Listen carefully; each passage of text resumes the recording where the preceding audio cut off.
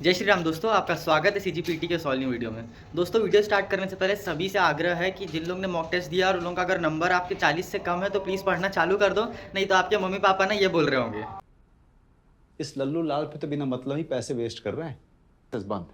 हमने पैदा नहीं किया तुम्हें, गलती से आ गया तू, गलती से। अब चलो वीडियो स्टार्ट करते हैं। तो पहले मैं बता दूं, बीआईटी एक ऐसा कॉलेज है दोस्तों कि जिसमें आपको फीस जो है वो मिनिमम आपके 7 से 9 लाख आपकी लगने वाली है, डिपेंडिंग अपॉन आपकी एकेडमिक्स फीस क्या रहने वाली है। अगर आप हॉस्टल ज्वाइन करोगे, अगर आपके डेली एक्सपेंसेस जो रहने वाले हैं जो मंथली लगने वाला है, तो आपको नॉर्मली 4 साल का 7 से 9 लाख के ऊपर आपको खर्चा लगने वाला है। एक प्राइवेट इंस्टीट्यूशन है। ये फीस के बारे में पहले इसीलिए बता दिया क्योंकि जिन लोगों के पास थोड़ा इकोनॉमिकल जो सिचुएशन है उन लोगों का थोड़ा गड़बड़ है, तो पहले से लोन के लिए प्रिपेयर कर ले, या मतलब स्टूडेंट लोन के लिए, एजुकेशन लोन के लिए, या फिर जिन लोग प्रिपेयर्ड है उन लोग ये वीडियो आगे कंटिन्यू करें, ठीक है। स्कॉलरशिप जो है हमारी जनरल कास्ट के अलावा सारी ही कास्ट को अवेलेबल है, उसके बारे में भी अपन आगे बात करने वाले हैं। तो बहुत सारा टाइम आप लोग ने इन्वेस्ट किया होगा यूट्यूब पे यही सब चीज़ें देखने के लिए कि कैसे आपके बीआईटी के बारे में क्या क्या डिटेल्स आपको मिल सकती है। आपने बहुत सारे रिव्यूज़ भी ऑलरेडी देख रखे होंगे यूट्यूब पे, बट ये वीडियो जो है आपका एंड हो जाएगा। यहाँ पर आपको सब जो भी इन्फॉर्मेशन आपको चाहिए जो यूट्यूब से बीआईटी के लिए, वो आपको सब इस वीडियो पर मिल जाएगा। तो चलो वीडियो स्टार्ट करते हैं। सबसे पहली बात, जो हमारा बीआईटी कॉलेज है यानी भिलाई इंस्टीट्यूट ऑफ टेक्नोलॉजी, वहीं का मैं स्टूडेंट हूँ। मेरा नाम आशुतोष दुबे है, मैं फर्स्ट ईयर में वहाँ पर एनरोल्ड हूँ। भिलाई इंस्टीट्यूट ऑफ टेक्नोलॉजी के 2 ब्रांचेज हैं, एक आपके रायपुर में अवेलेबल है और एक दुर्ग में अवेलेबल है। दुर्ग वाला जो है पुराना इंस्टीट्यूशन है, पहले इस्टेब्लिश किया गया था, और रायपुर वाला उसके बाद जब उसका सक्सेस अच्छा हुआ तो उसके बाद रायपुर में उसको आपका इस्टेब्लिश किया गया। दोनों का ही देखा जाए तो एकेडमिक्स बहुत ही बेस्ट है ना। अपन आगे बात करते हैं। तो सबसे बड़ी बात यार इसका जो है वो है एनआईआरएफ रैंकिंग। एनआईआरएफ रैंकिंग यार इसकी बहुत ही मतलब उतनी अच्छी नहीं दी गई है, पता नहीं क्यों। यानी 150 से 250 बैंड है, और यार जो इसमें बोलेगा ना कि एनआईआरएफ वेरियस डिफरेंट फैक्टर्स में रहती है डिपेंडेंट, तो उसको ना मैं साले को बम से उड़ा दूंगा एक बार हाथ में आ जाए तो। हाँ, यही होने वाला है उसके साथ, बम से उड़ा दूंगा उसको मैं। भाई बहुत ही अच्छा एकेडमिक्स आपको देखने को मिलने वाला है हमारे बीआईटी इंस्टीट्यूशन में। बहुत ही अच्छी पढ़ाई होती है यहाँ पे। पढ़ाई के मामले में बोलूँगा एनआईटी से भी अच्छी पढ़ाई यहाँ पर होती है। वो प्लेसमेंट थोड़ा कम ऑफर देखने को मिलता है क्योंकि यहाँ पर उतने ज़्यादा कंपनीज नहीं आते हैं। प्लेसमेंट के बारे में अपन डिटेल में बातें करेंगे, तो वीडियो चलो आगे बढ़ाते हैं।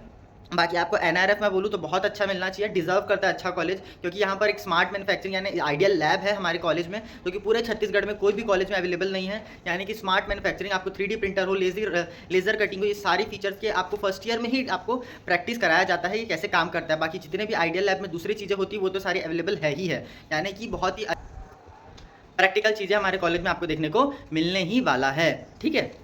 अब आगे बात करते हैं फ़ीस के लिए। तो फीस हमारे कॉलेज में सारे कैटेगरीज़ के लिए सेम ही रहता है, कोई भी अप डाउन ऐसा नहीं कि कोई कास्ट को ज़्यादा फीस लग रही हो, कोई कास्ट को कम फीस लग रही हो। हाँ, लेकिन यहाँ पर जो फैक्टर रहता है वो स्कॉलरशिप फैक्टर रहता है। हमारे जनरल को स्कॉलरशिप नहीं मिलती है और बाकी सारे कास्ट को स्कॉलरशिप जिसकी वजह से उनका जो फीस है वो कम हो जाता है, यानी वापस मिल जाता है। किस फॉर्म पे? स्कॉलरशिप के फॉर्म पे उनका फीस उन लोगों को वापस मिल जाता है।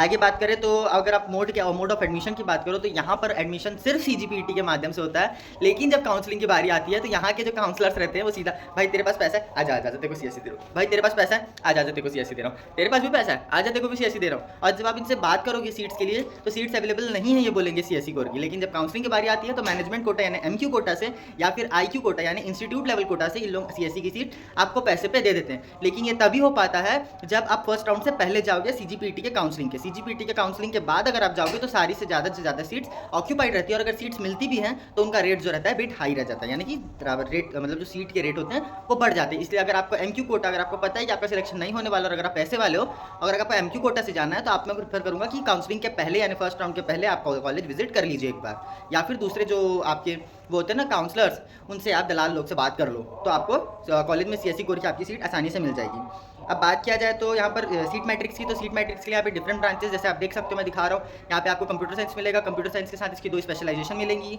उसके बाद फिर सिविल है, मैकेनिकल है, electronic and telecommunication, electrical engineering, electronics and electrical engineering, electronic and computer science.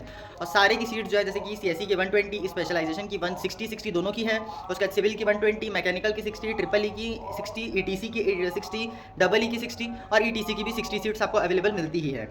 अब अगर इन सारे हमारे ब्रांचेस की एलिजिबिलिटी एलिजिबिलिटी क्राइटेरिया की बात किया जाए तो आपके मैथमेटिक्स, फिजिक्स और केमिस्ट्री में मिनिमम 45% आपके होने ही चाहिए हमारे 12th के एग्जामिनेशन में, चाहे आप CBSE से हो, चाहे आप CGBSE से हो, या फिर आप पूरा कंप्लीटली CG बोर्ड से हो, लेकिन आपके 45% PCM में होने ही चाहिए। ये मस्ट है सभी बच्चों के लिए, ठीक है।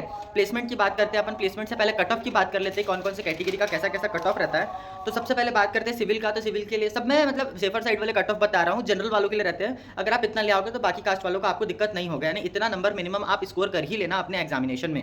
सबसे पहला सिविल, जिसमें आपको 50 मार्क्स चाहिए। CSE आपको 70 मार्क्स चाहिए। CSE के दोनों स्पेशलाइजेशन के लिए 65 रहता ही है cut off, to be on safer side. IT के लिए 60 जाता है, 5 नंबर कम हो जाता है। EEE, ETC दोनों के EEE यानी इलेक्ट्रिकल एंड इलेक्ट्रॉनिक्स इंजीनियरिंग और इलेक्ट्रिकल इंजीनियरिंग दोनों के लिए 50 नंबर, और इलेक्ट्रॉनिक एंड टेलीकम्युनिकेशन और इलेक्ट्रॉनिक एंड कंप्यूटर साइंस दोनों के लिए 55 नंबर आपको देने को मिलता है। Electronics and computer science engineering नहीं मतलब एक नई ब्रांच है, इवॉल्विंग ब्रांच है, पिछले साल इंट्रोड्यूस हुई है। और ETC जो है एवरग्रीन ब्रांच है, पुरानी ब्रांच हम लोग को कॉलेज में देखने को मिलती है।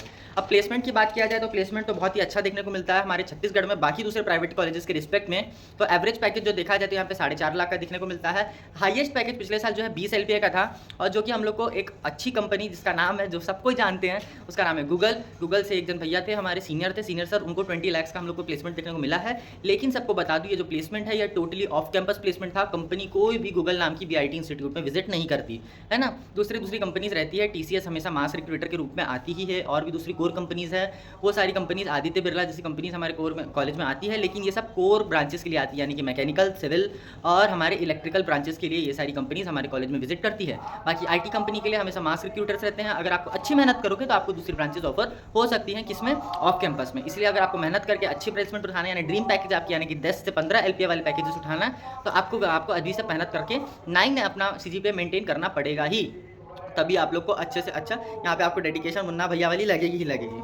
पढ़ाई लिखाई में ध्यान लगाओ। था दोस्तों, अच्छा कई बार क्या होता है, कॉलेज वाले आपको बेवकूफ़ बनाने के लिए 100% पैकेज का भी कई बार धांसा दे देते हैं कि 100% प्लेसमेंट है हमारे यहाँ, तो वो कंप्लीटली गलत बात है। फिर 100% प्लेसमेंट आपको देखने को नहीं मिलती। एक्चुअली 100% प्लेसमेंट मैंने पहले भी समझा रखा है क्या होता है। 100% प्लेसमेंट जो ये होता है वो ये है कि आपके पर्टिकुलर कॉलेज में जब आपके बच्चे प्लेसमेंट राउंड के लिए जितने एलिजिबल थे, यानी कि जितने लोग का मतलब कुछ क्राइटेरिया होता है ना कि 7.5 से सारे ऊपर CGPA वाले बैठेंगे, जिनका 90% से अबव अटेंडेंस होगा वही बैठेंगे, तो वो जितने बच्चे हमारे प्लेसमेंट के लिए बैठ रहे थे उन सारे बच्चों में से सारे बच्चों का प्लेसमेंट हुआ है।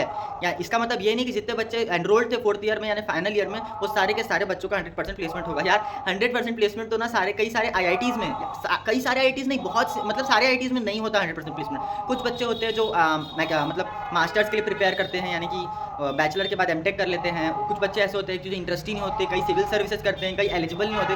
तो 100% प्लेसमेंट तो हमारे IITs में भी देखने को नहीं मिलता है। इसलिए कई कॉलेज जो धांसा देते हैं कि आप 100% प्लेसमेंट हमारे यहाँ, तो उस धांसे में बिल्कुल मत आइएगा और बड़ा सोच समझ के अपने कॉलेज का चयन करिएगा। तो यही था दोस्तों आज का वीडियो। अगर आप कंप्लीट अभी तक वीडियो देखे हैं तो वीडियो लाइक करें, चैनल सब्सक्राइब करें, और आगे भी वीडियो देखने के लिए अपने दोस्तों को बिल्कुल शेयर करें। वीडियो शेयर करना मत भूलना, जितने आपके CGPT अपीयरिंग दोस्त है सारे दोस्तों को वीडियो शेयर करें। मिलते हैं अगले वीडियो में इस ऐसी इन्फॉर्मेटिव वीडियोज़ के साथ। जय हिंद, जय भारत, जय जोहार।